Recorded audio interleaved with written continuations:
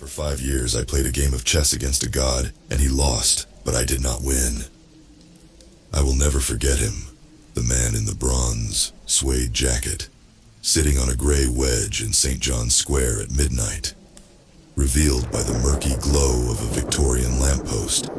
The solitary figure leaned against the black, wrought-iron pole. He tickled his chin thoughtfully, whilst boring his keen eyes into a chessboard. As I staggered through the deserted London Square, tipsy from a night out, I started grinning. The stranger was moving both the white and black pieces. There was something both amusing and bemusing about watching him play against himself. No, it wasn't that. It was the fact that he was playing against himself in the middle of London at midnight. Still, if I'd been sober, I would have likely left the stranger alone and walked back to my inner city apartment. I certainly would have taken note of the goosebumps which flooded my flesh. But on that particular night, my senses had been dampened by whiskey. "You lonely?" I called to the man. The dapper stranger paused, pinching a bishop between his thumb and index finger. He softly lifted his head, casting his gaze towards me, and then he smiled.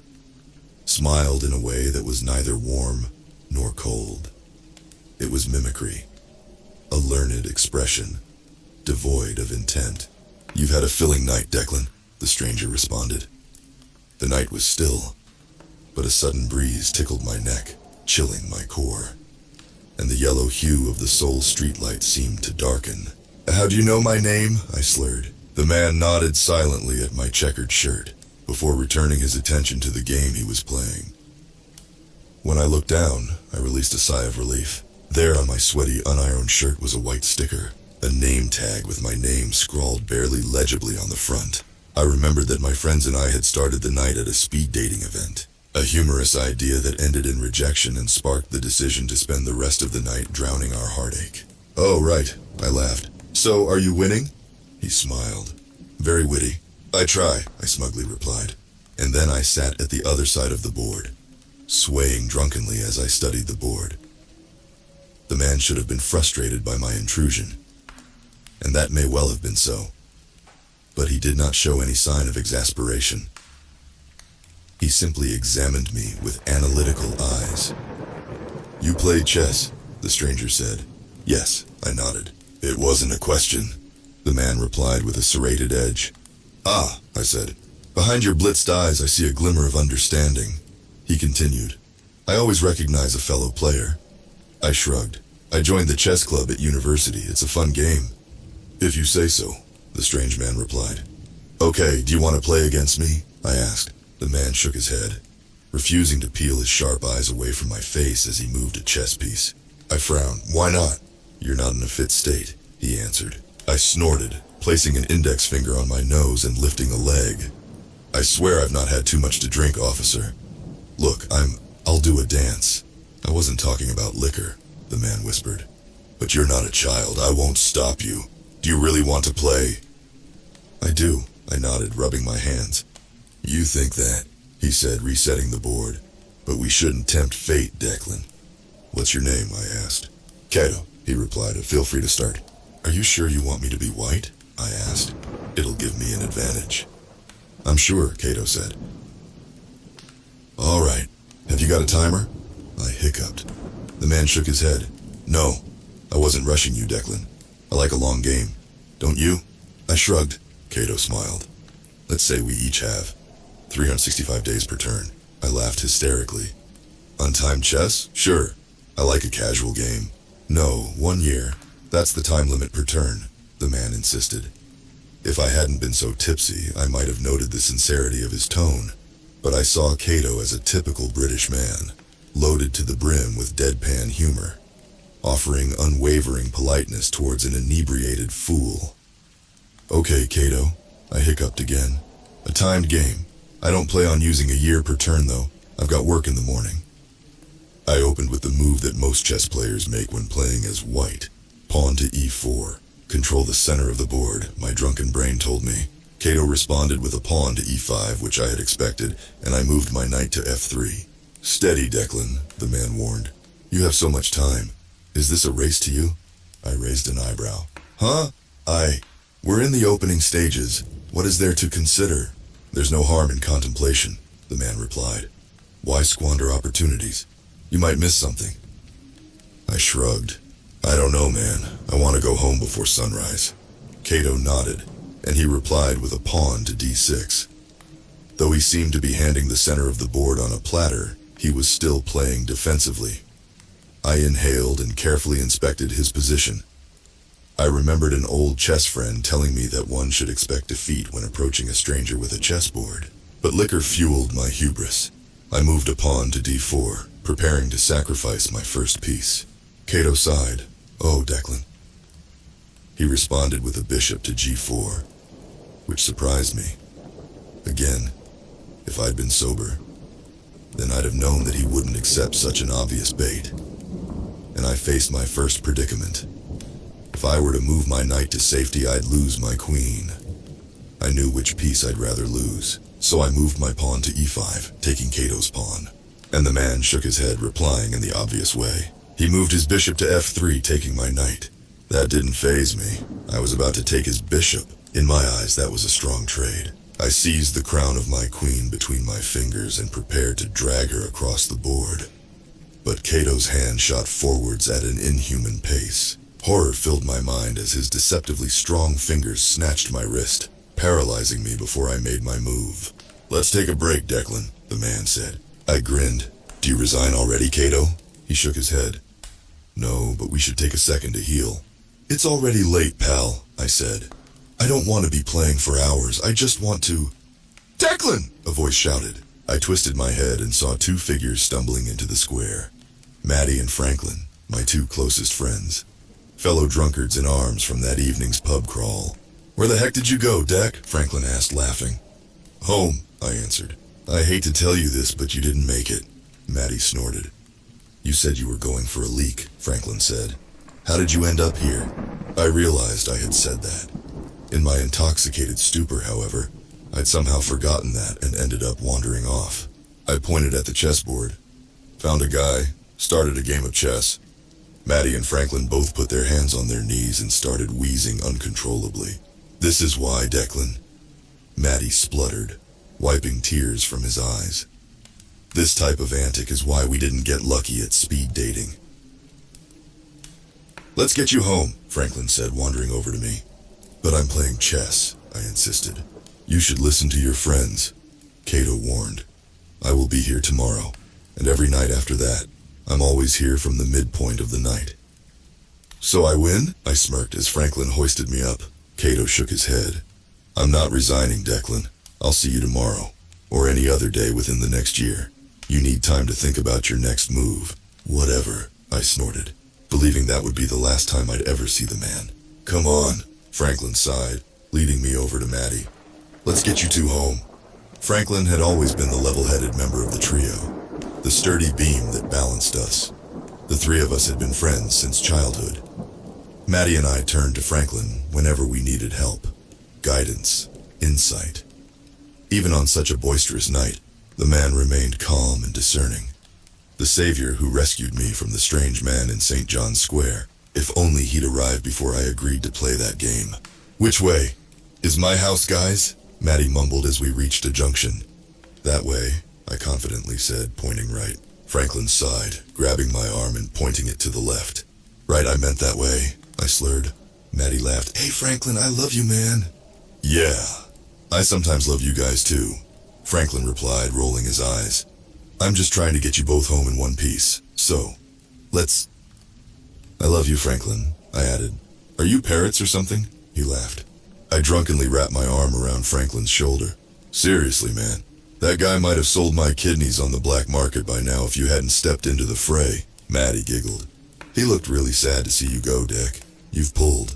He had a weird energy, Franklin said. You'd think at 28 that you'd be old enough to know not to talk to strangers, Dick. You know it. A hooded figure suddenly charged into us, bumping into Franklin's back, and my friend stopped mid-sentence. The assaulter and his hooded accomplice fled, whilst Maddie and I drunkenly yelled at them, but Franklin said nothing. What is wrong with kids? I asked. Franklin, are you? My friend's eyes welled with tears. and he turned to face me. When Franklin opened his mouth to speak, it was not words that tumbled free, but pouring blood. I screamed as the liquid drenched the chin of my terrified friend, who was choking as he fought to speak. And then Maddie screamed, eyeing Franklin's back. The kid stuck him with something. He cried hoarsely. The two of us quickly sobered up, supporting Franklin as his legs buckled. When I caught him, I grabbed the back of his coat and felt the tool protruding from his lower back. Not a kitchen knife or a sizable blade, but a stone hatchet. A medieval instrument of torture that did not put my friend out of his misery swiftly. Instead, we endured the horror of Franklin's agonizingly slow death, whilst I called the ambulance. He passed before paramedics arrived. The following year was hellish. Franklin was gone, a boy we'd known for more than 20 years. Maddie and I had each other, but we were aimless without our compass, our voice of reason, and I dreamt often of his ghastly, dying face, the fading eyes of the boy who always spoke words of wisdom, reduced in his final moments to a frightened lamb, whose mouth offered nothing but a pool of blood.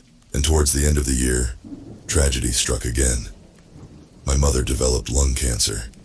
Years of smoking had caught her. She had tried to kick the habit, but addiction is a plague. There is a way forwards, Dr. Brown told me. A pneumonectomy.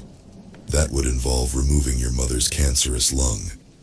If the condition hasn't spread, then surgery might significantly lengthen her life.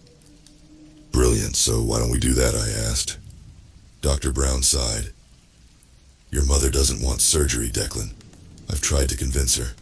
Not to toot my own horn, but I'm the best in the business. I've told her that. She doesn't care. She doesn't care about much anymore, I said. But I'll talk to her. Thank you, Doctor.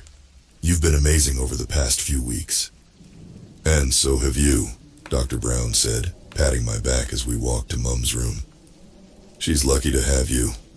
I'm sure your mother will wake from her afternoon nap soon.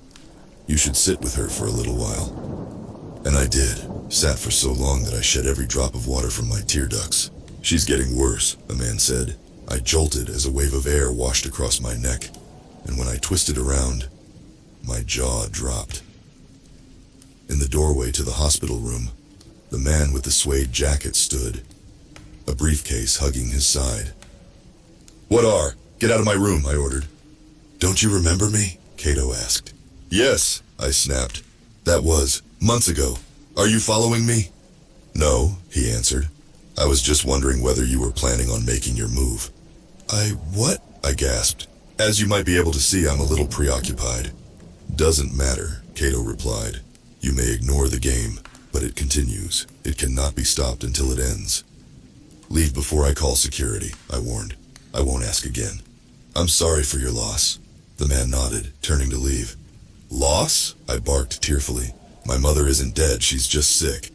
I wasn't talking about her, Cato whispered, turning to face me again.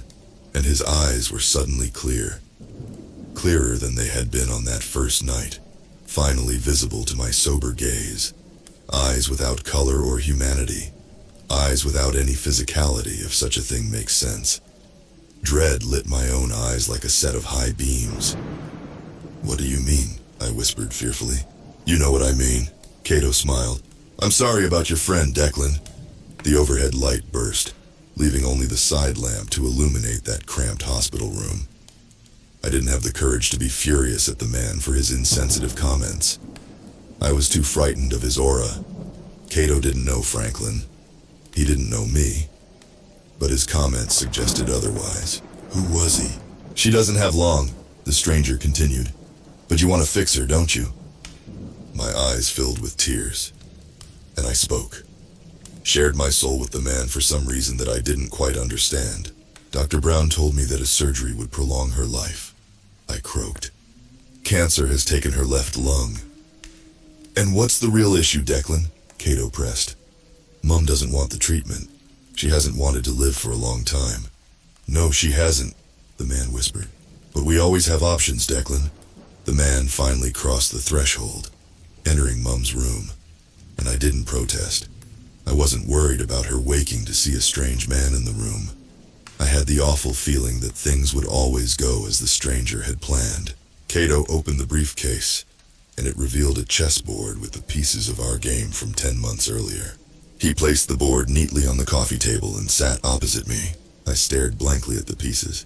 Pieces that had inexplicably remained in perfect positions whilst the briefcase was closed. But I was too horrified and riddled with grief to question that. My mind was always incapacitated to some degree whenever I faced the terrifying man with the chessboard. "It's your turn, Declan," Cato said. "You still have 48 days to make your move, of course, but time really does seem to be of the essence, doesn't it?" My color drained as I eyed the petrifying face of my opponent, a man who no longer looked human to my eyes. Part of me knew that I had to keep playing. It was inescapable, and I made the move that I'd planned many months earlier. Queen to f3. I took Cato's bishop. "Still not learnt the value of patience, I see," Cato asked. "Decisions require thought, Declan." The man moved his pawn to e5 and took mine. I paused, planning my next move and striving only to end the game as quickly as possible. End the game and rid myself of Cato forever. After several minutes of consideration, my phone buzzed in my pocket. "Aren't you going to take a look?" the man asked, offering a grin of pure malice. I shook my head. "You keep making it clear that you want me to focus on the game. I keep making it clear that you must be patient," he said. "You have time. Look at your phone, Declan." I huffed and picked my phone out of my pocket, but my jaw fell when I opened the message. It was from Maddie. His sister had been hit by a car. "There was no other way, Declan," Cato said. "You had to lose the pawn. Sacrifices must always be made." "Leave," I whimpered. This time Cato did not protest as he had done in St. John's Square. He nodded and stood. "You know where to find me," he said. "Hopefully next time, you will be smart enough to not make me come looking for you." Less than a minute after Cato left the room, whilst I messaged Maddie, a feeble voice sounded from behind me. "I love you, Declan," my mum wheezed. I looked up and smiled feebly. "Had a good sleep?" She nodded. "Beauty sleep, how do I look?" "Better than ever." I chuckled, sliding over to her and holding her hand. "I've been thinking, Declan. It's not my time," she said. "I'll tell the doctor that I want to do it." My eyes widened. "You mean?" She nodded. "Yes, I'll do the surgery." We tightly embraced, and the surgery, which took place less than a week later, was successful. The cancerous lung was removed. I thanked Dr. Brown, the hero who had given my mother another chance at life. To this day, I view his charisma as the driving force behind convincing my mom to accept surgery, though a frightened part of me knows that more sinister forces were at work. As to whether it had bought my mother any more time, that would remain to be seen. But I felt better. Perhaps I'd simply been happy to see Mum express any will to live. Several weeks later, I was wandering past St. John's Square on a Saturday afternoon. It was the middle of the day, and the square was packed with eager chess players. No Cato in sight, but I was reminded of him. Black thoughts infected my head as I recalled the strange series of coincidences I'd witnessed over the past year, but I dismissed it. I was ready to move on with my life. Move on from him. Every time that man was out of sight, he was out of mind, and I didn't see Cato until the end of the following year, after the doctor revealed that Mother's cancer had spread to her remaining lung. The specialists missed it, and they were running out of options. Chemotherapy was Dr. Brown's next suggestion, but my mother was adamantly opposed to that. I didn't blame her, of course. Chemotherapy is an unpleasant thought, regardless of a person's mental state. I didn't want to push my mother to accept the treatment, but a selfish part of me hoped she'd agree. I wasn't ready for her to go. We'd made huge strides in terms of her depression, dealing with the grief of losing Dad 5 years earlier. Mom and I had been seeing Rebecca Lowe, a psychiatrist who helped both of us. It seemed I also had hurdles to overcome. Lowe helped us to accept that, whilst we did not know how much time my mother had left, we knew that we had the present, and we should cherish that. "We have to stop meeting like this," Cato hissed. I didn't jump in fright. I sank in fright. I'd expected to hear his voice in the doorway to the hospital room, of course, but that didn't make it any less terrifying. No matter how many foreboding signs I saw and tried to ignore, the sensation of that spectral presence always induced terror. "I'll play," I said unprompted. The man smiled. "You're starting to understand." Cato unloaded the chessboard, and I prepared to make my move. But for the first time in 2 years, I really thought. This was no longer a game. I no longer felt able to dismiss the horrible events as coincidences. I had buried my head for another year, like a fool, refusing to believe in the impossible. The fates of my loved ones were tied to the game. I tentatively moved my bishop to c4, bracing for another painful loss. Cato responded by moving his knight to f6, and I calmed my breathing. We then sat for several hours in silence. I considered my options. Daylight approached, and my mother stirred. The horrifying man understood that he should leave before she woke. "Very good, Declan, patience. I'll be in the square," Cato said, packing up his board. "At the midpoint." I nodded, and I barely moved for the rest of the day. My employer allowed me to take the time off, but I spent hours thinking only of my position in the game, barely present as my mum chattered away. And then I slipped out of the hospital when she fell asleep. When I arrived at St. John's Square around 10 in the evening, it took a while for the late-night partygoers to disperse. They reminded me of my friendship group 2 years prior. I thought of how much had changed in such a short time. Around midnight, Cato arrived and silently unpacked his board, before sitting opposite me on the gray bench.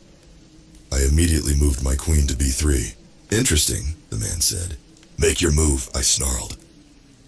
The man's eyes glistened for a moment, as if a cloud of rage had descended upon his mind, clouding any politeness or compassion that may have resided there, and he firmly pushed his queen to e7. My heart pumped in my throat as I started to dread the horror and havoc that his strongest piece might wreak. But I didn't need time to think. I saw what I believed to be a good move.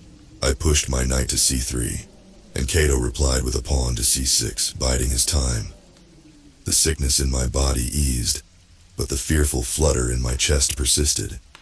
Still, Black's position looked weak to my eyes. What am I missing? Is he toying with me? I wondered. Cato's poker face felt so sturdy, so conniving. I was terrified by the prospect of what his cursed game might take from me. I had to strike the jugular. I moved my bishop to g5, setting my sights on the king. It was time to stop thinking of what I might lose. Instead, I sought to win, and I'd trapped his knight. If he were to move it, his queen would be vulnerable. His options were limited. "Quite good," Cato nodded. "Not for you," I said. "No, not for me," he admitted. "But not as good for you as you believe." Cato moved a pawn to b5, threatening my bishop, and the terror of the situation gnawed at my mind once more. I realized even if I were to win, I would have to lose more pieces, and I wouldn't just be losing ivory figurines. "So impatient," Cato sighed. "Take your time, assess your position, think." "The longer I take to think, the longer you have to think," I said. "You don't know how I work," he whispered, smiling horribly. I hardly wanted to move, but I had to move. There was no avoiding the game. It had to be played. I only had control over how I was going to play it. I moved my knight to b5, taking Cato's pawn, and I fearfully eyed the pawn that threatened my knight. "Sacrifice, Declan," Cato whispered. "It is inevitable." The stranger took my knight by moving his pawn to b5. I felt a pang of pain in my gut, and I knew what was coming. We waited for an hour. I trembled, and Cato smiled, a sinister statue viewing me with haunting eyes. I suspected the nature of the call before I answered. "Declan?" my mother sniffled. "Are you okay, Mom?" I whispered. "Yes, oh, Declan, it's awful," she sobbed. "A nurse just told me that Dr. Brown died on the hospital floor. A heart attack, she said. What an awful week this has been." "I'm so sorry, Mom," I whimpered. "I'll be right there." First Maddie's sister, and now this. "What a dreadful time," my mum said. Cato did not speak as I left, and I did not summon the courage to return to the square for 6 months. "I was worried," the man said as I joined him under the lamppost. "About what?" I asked. "That you might not in fact understand," Cato answered. I don't understand, I shuddered. I don't understand any of this. There is no rhyme or reason to my will. He smiled wickedly. The sooner you surrender yourself to that fact, the sooner you will enjoy the remainder of your journey. My will. Those two words told me what I had suspected for 2.5 years. The awful truth of the situation. What are you? I queried in fright. Time is ticking, Declan, Cato replied.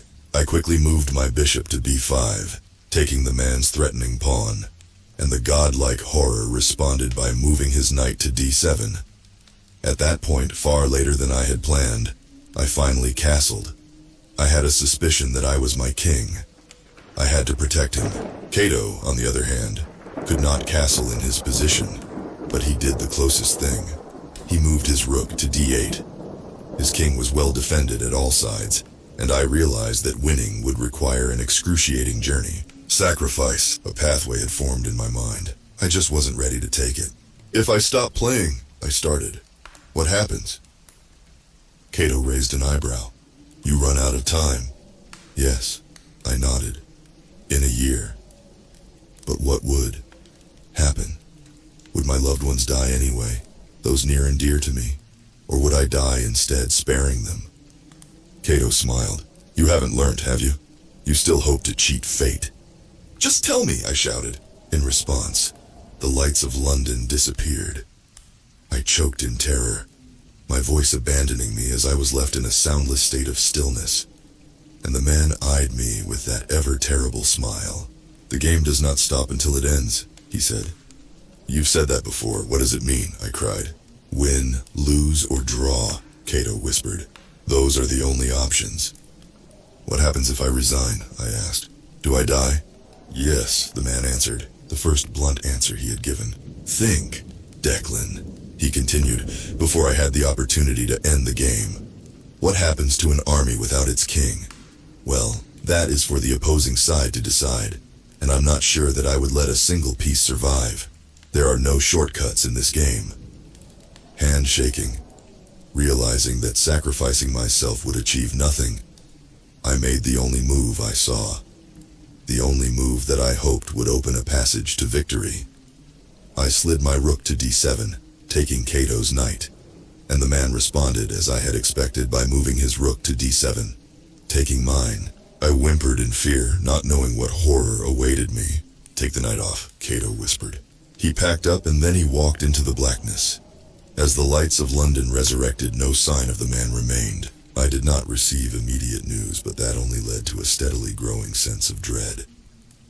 An awful anticipation. And when Maddie didn't show for our weekly session at the pub, a few days later, anticipation turned into a horrifying realization. I rushed to my friend's apartment and banged on the door viciously, repeatedly, but there came no response. It was the middle-aged neighbor who eventually emerged in a pink dressing gown, miniature dachshund yapping at her heels. You a friend of Matthew? The woman grumbled. Yeah, I nervously replied, knocking for the 20th time in 2 minutes. Rent was due on Friday, she huffed.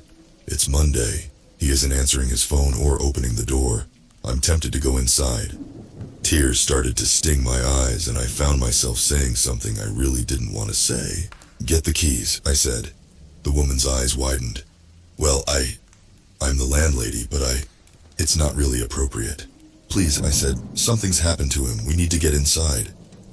After a little bit of hesitation, the woman eventually buckled under the pressure of my agitated disposition. She was likely grateful for any excuse to enter the home of her tenant and hopefully retrieve her owed money, but neither of us found what we wanted. Maddie's bare body lay in the bathroom, dry blood staining the toilet seat and his bludgeoned temple. His legs were draped over the edge of the bath, and the shower curtain had fallen from its hooks. I cradled my friend's body and sobbed whilst the landlady dialed 999.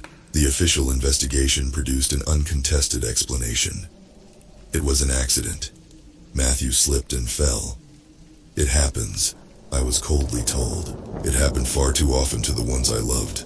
The problem, Declan, is that you're trying to control the world, Rebecca told me in a therapy session. I am so sorry for the pain you feel. You have faced too many tragedies for one person, but you will never be able to stop bad things from happening. There is only one thing you can control: how you react to these things, how you choose to move forwards. When I finally returned to St. John's Square 10 months later, I knew exactly what moves I still had to make. I just didn't know whether I had sufficient courage. Either sacrifice a few or sacrifice them all, I reminded myself.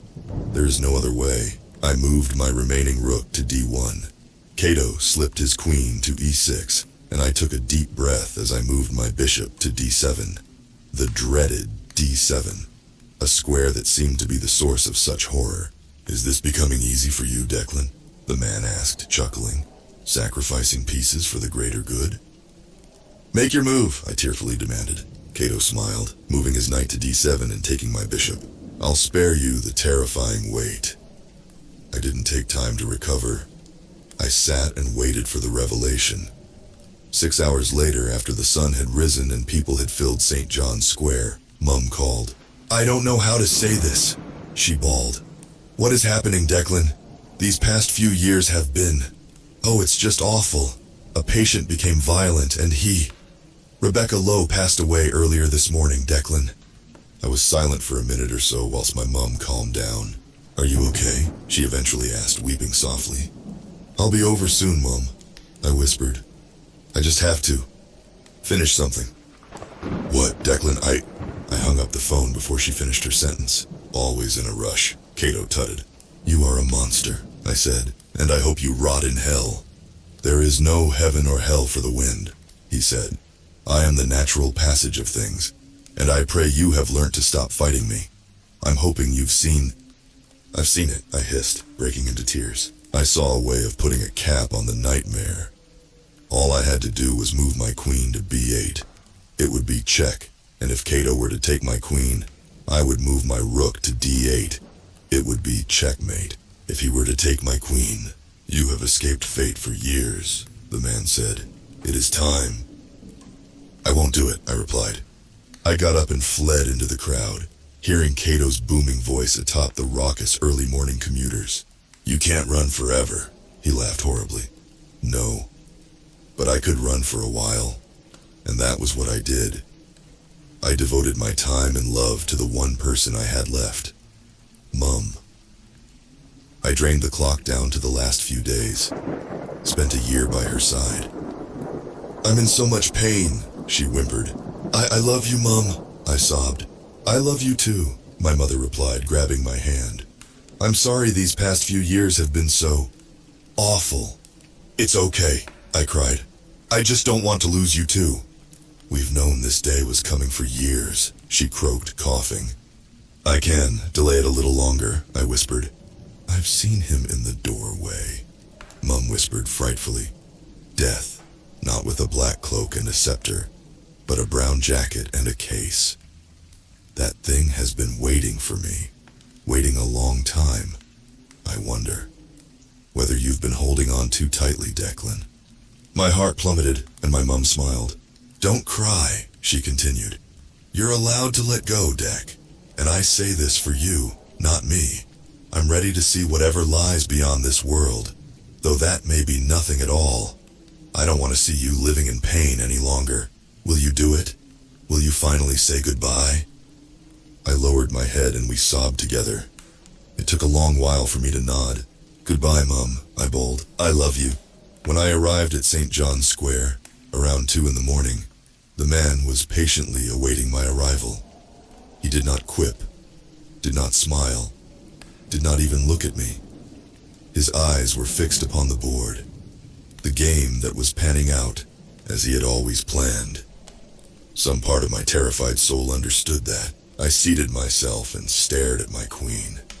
Stared until the sun rose. Stared until the square filled with people. Some gathered around us. "I will leave soon," Cato whispered. "At the midpoint of the day. Should we reconvene at..." "No," I blubbered. "Just give me. I need..." "Why did you take the others, Cato?" I knew Mum didn't have long, but the others had full lives ahead of them. There is no rhyme or reason to my will." He chuckled maliciously.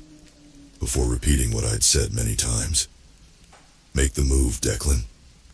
I pushed my queen to b8.